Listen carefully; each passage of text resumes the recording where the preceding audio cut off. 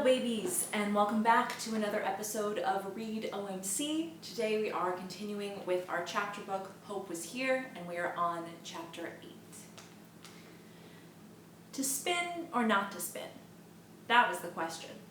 Everyone, minus Sid Bull, was still gathered at the big table. This campaign, snarled Slick Bixby, does not need a spin doctor. Pastor Hall leaned forward. I'm not so sure. How many of us understand politics? No hands were raised. How many of us have any idea how to get someone elected?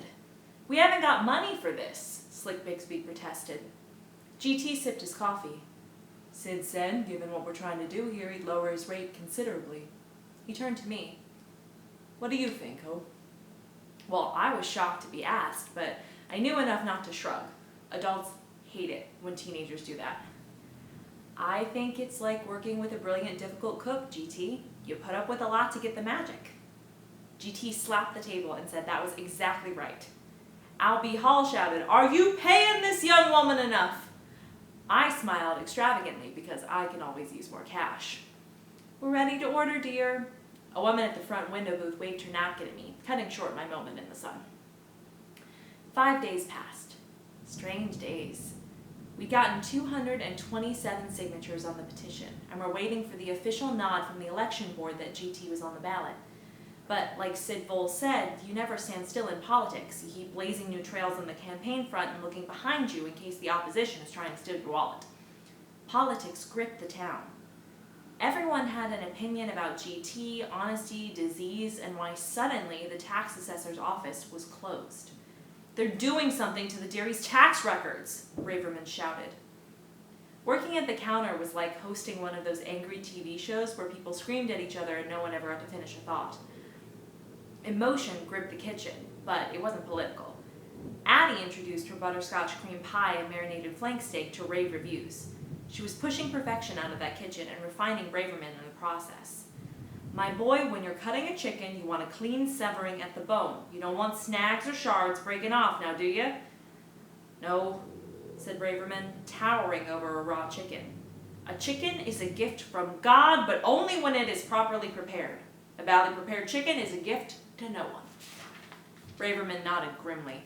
And meatloaf, Addie cried, is not to be abused. You don't shove it in a pan with tomato juice and oatmeal. You mold it with care. You mix it with onions and spices and Worcester sauce and form it into a freestanding loaf and never put it in a loaf pan. You slather it with barbecue sauce, which caramelizes over the loaf when it cooks. It was clear Braverman had not spent much time thinking about meatloaf. I left them alone. Trekked outside to take my break. Sat on a bench in the garden. The sun smiled down on the rows of trees, a stone path curled between them. Nothing overdone, just natural beauty all around. GT walked from behind a big tree. You have the tour out back? I shook my head. Well, coming over here, meet my memories. I walked over. He pulled a few dead leaves off the biggest tree. I planted this oak 25 years ago when I got married. You would have liked my wife, Hope. Gracie was tough, like you. I smiled, a tough one. He walked over to a smaller tree that had lost most of its pink flowers.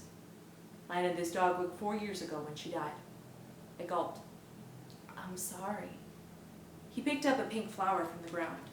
She managed the diner from bed and the couch upstairs, did the books, thought of the menus. Gracie'd been sick with rheumatoid arthritis for years, but it didn't stop her. He kept walking. Those white birches are for the 3 grocery stores my parents owned. The folks were always half broke from giving food away to people who needed it. This Japanese maple went in the ground 8 years ago when Al opened his church. It had beautiful red leaves. You must be good friends. He slapped the bark. He doesn't walk out on me when I overcook a steak, and I don't walk out on him when his sermons get too long.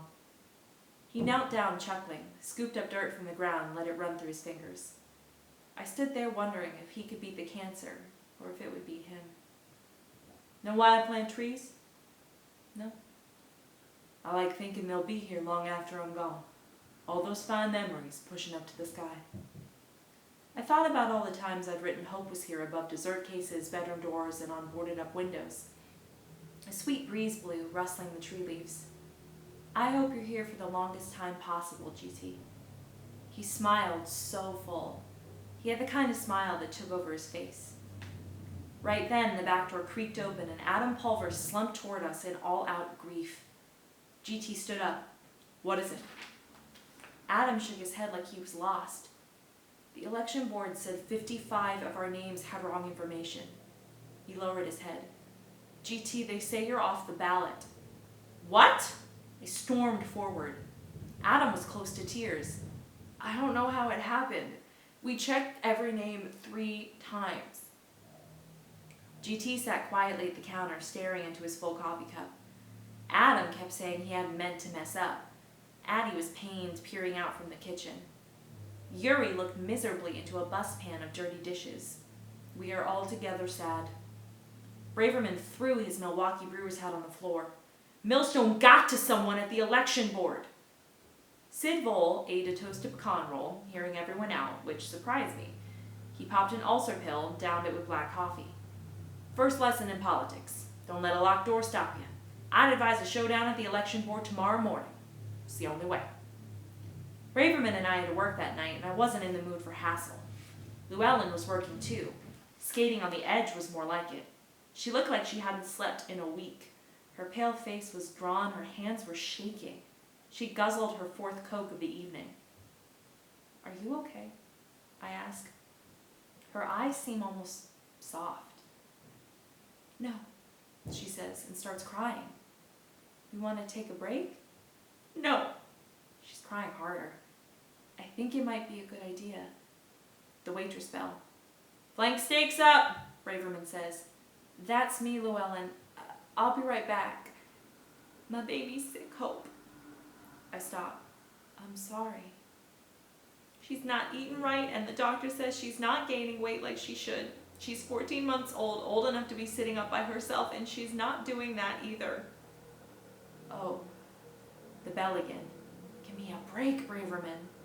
"My mom said I must have done something wrong when I was pregnant, but I did everything the doctor said, I swear to God." "I believe you." 2 angry dings from the kitchen. I lead her to the counter to sit down, run to the galley window, grab the flank steaks. Braverman barks, "You got something better to do than pick up your order?" I say nothing. I'm a professional. I remind myself that cooks work all day in hot and close places, and this alters their brains. Deliver the flank steaks as Llewellyn breaks down crying by the dessert case.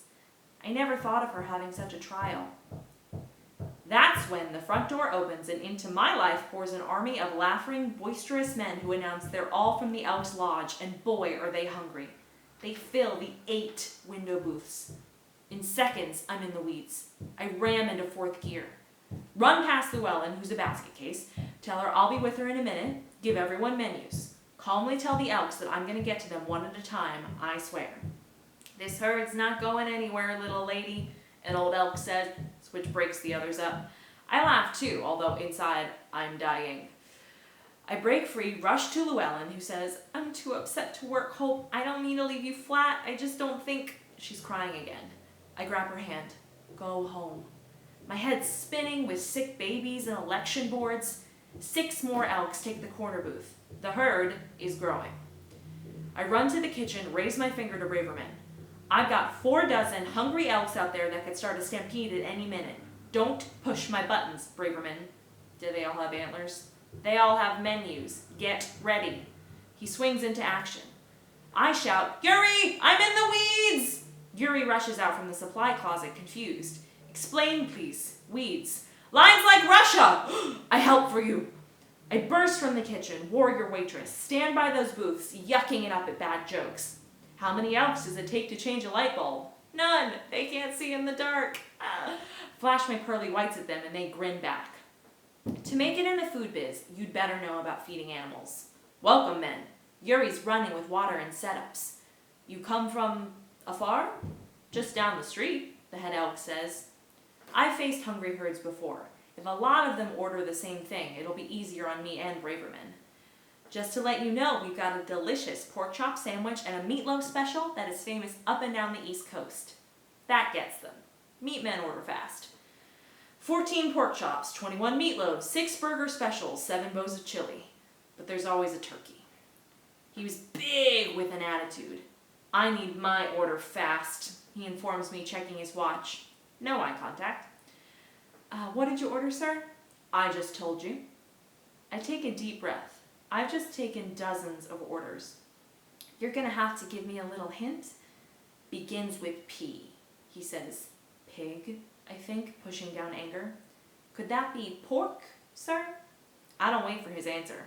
That's what he's getting. I race to the galley, call in the orders. And fire me one pork pronto for a bozo. It's gonna get crazy in here now, Braverman shouts, moving like a machine. Serving salads, tossing rolls in baskets. Keep focused, keep the smile. Everyone's talking between booths, so I play the room like my mother taught me.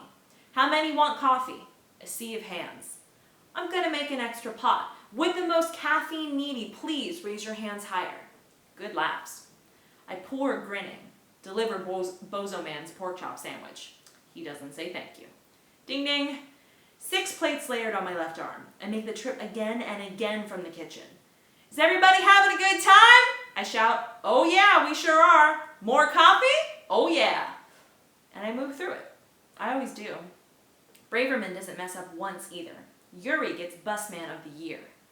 Finally, the herd leaves.